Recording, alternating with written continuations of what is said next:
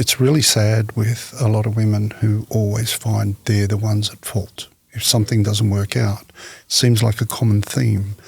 And when they do fall pregnant, if anything happens, it's what did I do wrong? What's been your experience with people who do fall pregnant and don't complete the pregnancy? Yeah, so a lot of them do. I've realised that a lot of women who've undergone a miscarriage, for example, there's a lot of this blame. What have I done wrong? Especially for the women. And I think there's a lot of pressure from society as well, from families, from their own families, without, like out of love, the families might be asking questions or whatever it is, but there's a lot of pressure from society as well. They find themselves, they blame themselves for what happened, for a miscarriage, when, what have I done wrong? What could I do better next time?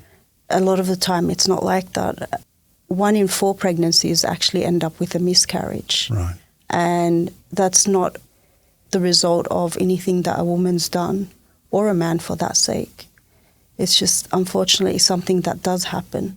A lot of the time there is a reason, and that's what we do in NAPRO, try to find out if there's a reason for miscarriages. But sometimes there's no reason for a miscarriage. It's just the baby didn't form well.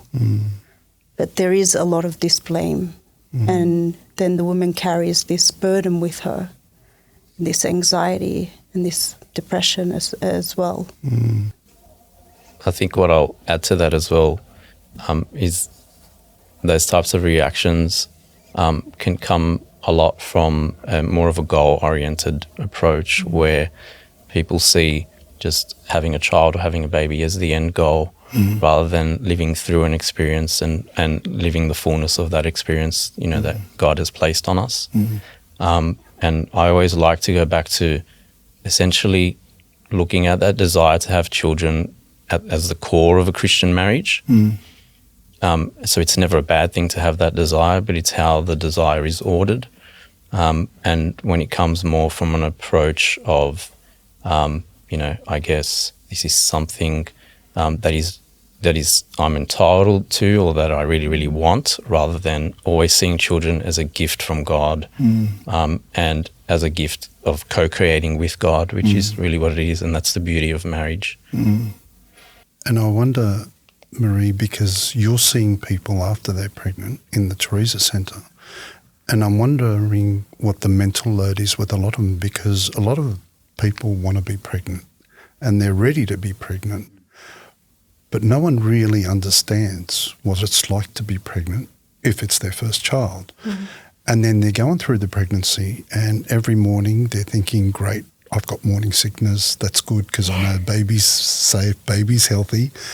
And then they start getting too sick, and so they're thinking, okay, I get it, but maybe this is good because the baby's healthy.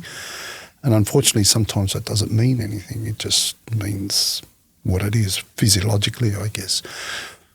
But then comes the problems or the challenges associated with being pregnant, and the thoughts about home life. When we look at someone holistically, we're looking at their spiritual life, their psychological, their physical, including their environment and social, which includes financial and things like that.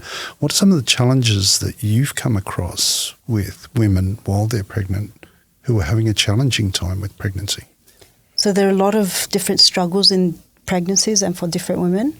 A big one is financial struggles. A lot of women do struggle financially, and we have a lot of women who reach out to us in Teresa Centre struggling because they can't afford like baby prams, cots, baby clothes, things like that.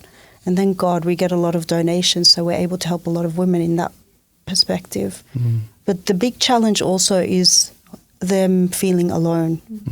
And I find that more than the material things, initially they might come to us wanting a cot or some food or baby clothes or whatever it is.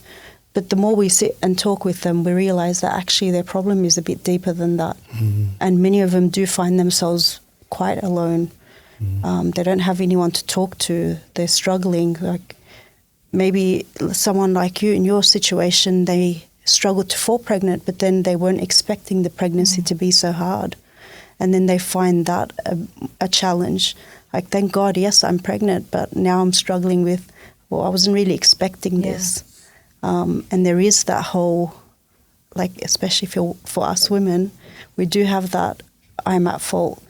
Like, I should be the one, like, better for my children or better for my family. So there's that added personal pressure. There's some, in our culture as well, there's a pressure from the family and society. And then also the big one, as I said, would be how alone a lot of these women find themselves, and they find it hard to talk to other women or their family members, their husbands even. I wonder, I remember doing a project years ago on postnatal depression, and a lot of these issues can predispose them to suffering or puts them in a higher category to suffer postnatal depression. If we fast forward a little bit to after the pregnancy, do you see many women who go through it? Because I know there's the baby blues that they experience, but I believe after 3 to 4 weeks, when they start experiencing depressive type symptoms, we liken that to postnatal depression. Do you see much of that at all? Well, I've had 1 or 2 cases in Teresa's centre, but in my work, I definitely do see it. And I do find that women do come to me and open up about their symptoms. Sometimes they don't open up. I might just ask them a small question at their 6-week check. And I realise, okay, they're going through a really difficult time, and it's no longer baby blues because it's a bit more serious than that. So with postnatal depression, it becomes sometimes the baby is at risk, sometimes the mother's at risk. But a lot of them do find that they are in this dark hole and they don't know how to get out of.